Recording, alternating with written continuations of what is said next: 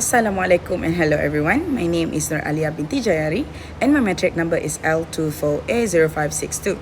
So in this presentation, I will analyze a negotiation situation based on ethical standards for strategies and tactics in negotiation. The situation is about a customer who bought a pair of shoes on sale. The receipt clearly stated that the shoes were not returnable. However, after wearing them at home, the customer decided that it did not fit properly and returned to the store asking for a refund. When the clerk refused because of the store policy, the customer became angry and yelled in public until the manager finally agreed to refund the money. So, I will analyze this situation using 4 ethical standards: end result ethics, duty ethics, social contract ethics, and personalistic ethics. The first one is end result ethics. According to end result ethics, an action is considered ethical if the final outcome gives the greatest benefit or desired result. In this situation, the buyer successfully received the refund after complaining loudly to the staff. From the buyer's perspective, the negotiation was successful because they achieved their goal, which was getting their money back. However, although the outcome benefited the buyer, the method used created negative effects. The employee may feel embarrassed, stressed, or unfairly treated. Other customers in the store may also feel uncomfortable witnessing the argument. Therefore, based on end result ethics, the action may seem acceptable because the buyer achieved the desired result, but the process itself still caused harm to others.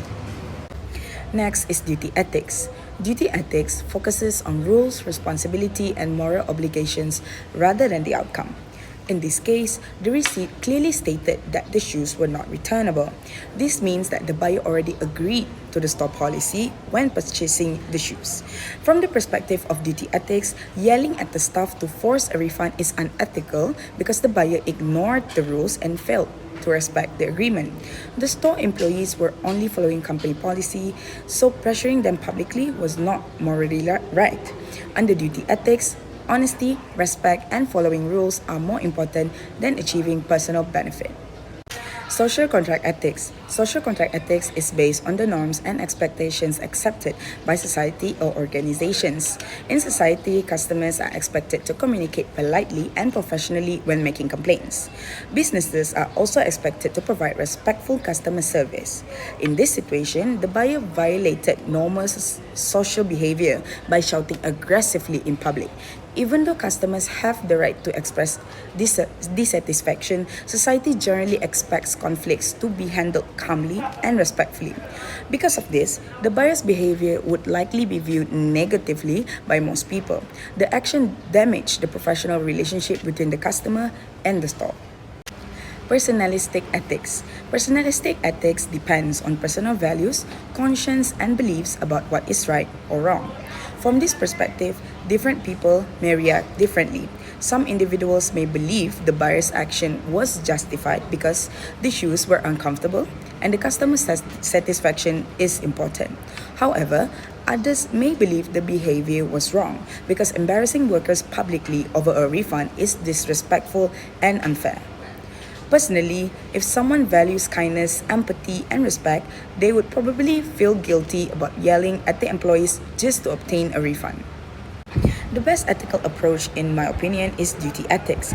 This is because duty ethics encourages people to respect rules, agreements, and other individuals during negotiation.